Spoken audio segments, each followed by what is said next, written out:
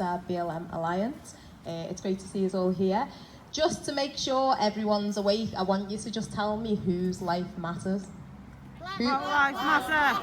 Say it again. Black lives matter. Little bit louder, guys. Black lives matter. And that's why we're here today. A little bit about me. I don't know. I've been to Stoke. Came to Stoke for the first time for the protest, and I was so impressed by the work that you're doing, Sarah. And you know, you're up against it, but you're standing strong. I'm so proud of you. But are you familiar, because this is a Scouse term, with the term busy? Do you know what a busy is? Yeah, busy police officer. I am an ex-busy. Please do not hold that against me. And part of the reason why I'm so passionate and why I campaign so fiercely is because when I was in the police force, I saw racism in every form. I saw it, I called it out, I said, hang on a minute, this is a racist police force. The actions that you're taking, the way you're treating people, the images that you share in your WhatsApp groups, a lot of the way you carry yourselves, this is racism. It was overt, it was covert.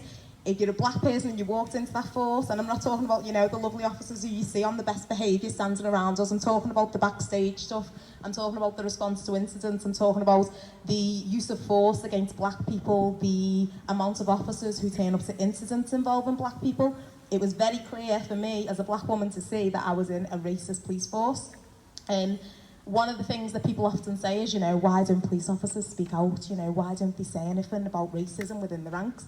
And I'll tell you really honestly, you only have to do a quick Google and you'll see that a lot of police officers speak out about racism within the police force. What colour do you think the police officers who speak out are? Just shout out if you know. Black, yes, it's our black police officers. The police force has very low retention rates of black police officers, and there are a massive list. I'd be talking all day if I told you all of the police officers who've spoken out, but if you want a quick Google, Carol Howard, Kevin Maxwell, Vinnie Tomlinson, all officers who've spoken out quite publicly about racism within the force, and the force quite publicly ignores them.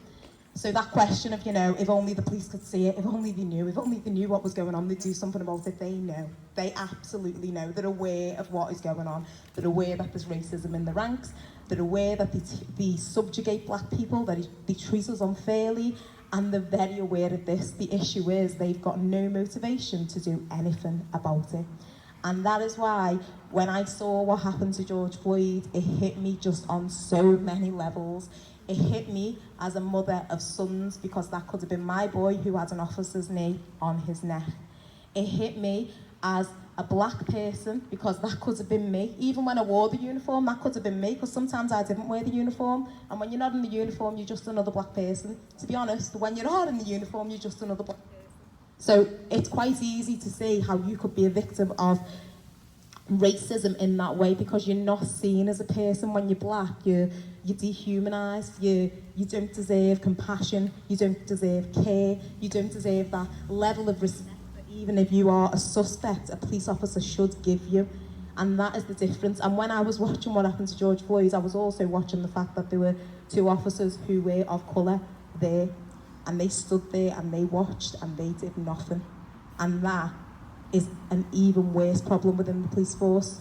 Because to be in the police force for any length of time, you have to internalise a level of racism, and you have to become okay with racism in the police force, because if you are an officer who speaks out, quite quickly you become the problem, and quite quickly you are marginalised and you are silenced and you become a target. Now, the reason I'm allowed to speak right now is because there's a level of fear. Even me, as brave as I am, there's a level of fear. I have this massive report on the police force, but I do not publicise anything in that report, because while I don't, I am safe to a degree. But if I start talking about the incidents that I've seen, quite quickly something will happen, I'll be arrested, something will come up about me, and I'll be silenced quite quickly. And so there's this awareness, and the only way we're going to get there, the only way we can act on racism, and the only way we can see any real changes, is if we all get a bit brave. So it was a massive step for me to go from sitting in my house, just not able to eat, not able to sleep, just thinking about how wrong the world was, and all of these issues that I knew were in places like police forces, organisations, you know, communities. I live in I'm from Liverpool, as you can probably tell, but I don't live in the heart of Liverpool. So while we've got a really strong black community, I live right on the outskirts. So I don't know if you're familiar with the name Anthony Walker, but I live 10 minutes away from where he was murdered. And while we talk about the strength, you know, the far right can't come into Liverpool, but that's the heart of Liverpool, that's our city centre, that's where our diversity is strongest. Let me tell you about Highton, where Anthony Walker was murdered. I go into that area all the time, and I have been the subject of overt racism. I've been called words. We're still there in that area. We've still got overt racism. But last year, Tommy Robinson came to that area where a young lad had an axe put through his head because of his ethnicity. And Tommy Robinson, a hate preacher with his feelings about brown-skinned people, came into that area in Liverpool, in Merseyside, and he was able to campaign, and he had his most successful campaign in Highton, the area where that young boy lost his life. 15 years later, they were sat on the grass, they were cheering him, they were made up, there was, you know, St. George's flags. It was a homecoming parade for him. So we need to have some real conversations, because in my heart, I do not believe there is any more of them than there are of us. There's more of us, and we are stronger together. But we need to realise that. And what we need to do is we need to start using our outdoor voices. So as scared as I am of the police, I'm more scared of my boys being knelt on by the police, which is why I step up every single time and use my outdoor voice. But there are people sitting here who've got more power than me. As I've said, I can talk all day long. I've got a loud voice. I'm a Scouser, I'm black. All those things make me loud.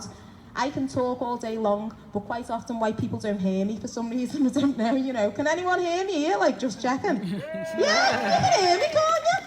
For some reason, white people can't always hear what I'm saying. So we need white people, we need our allies, we need the people who can see the problem, because I know people can see the problem.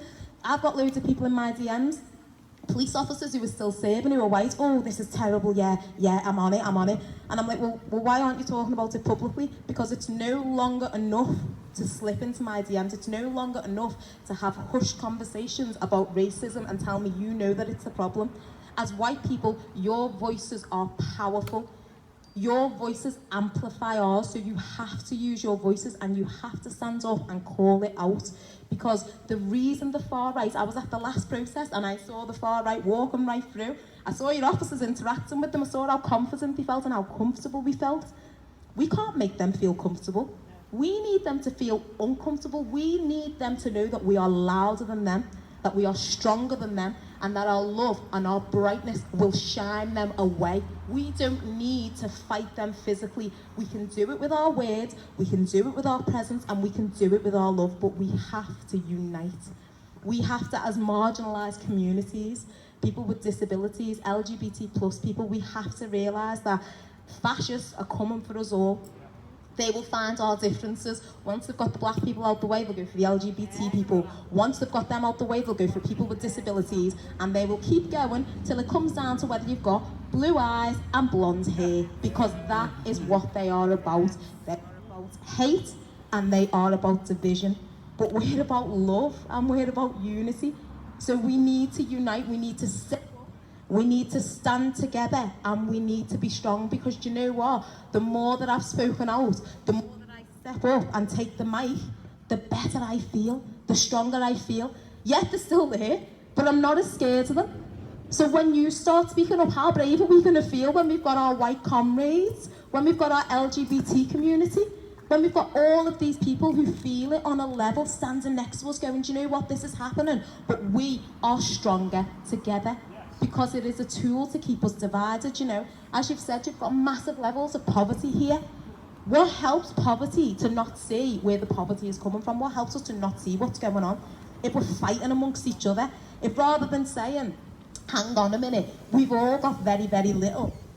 We've all got very little. Why are we fighting with each other about, you know, this black person, this LGBT person, this person who looks a bit different? They're keeping us fighting so that we don't look up and go, well, hang on a minute, we're the 98%, but we're all doing really badly. But there's this 1% that are doing really well, and the worse we do, the better they do. But what keeps us from looking up, and what keeps us from having that realisation? Fighting with each other, because we're not looking up, we're looking next door, we're looking at this person who's got darker skin, or this person who dresses a bit differently, or this person who chooses to identify as other, and we keep ourselves busy arguing and fighting. But, you know, as the saying goes, the people united will never be divided, guys. Let's say it together for a minute. The people united can never be divided. The people united can never be divided. Remember that, guys. We are stronger together and we have to stand together. Thank you very much.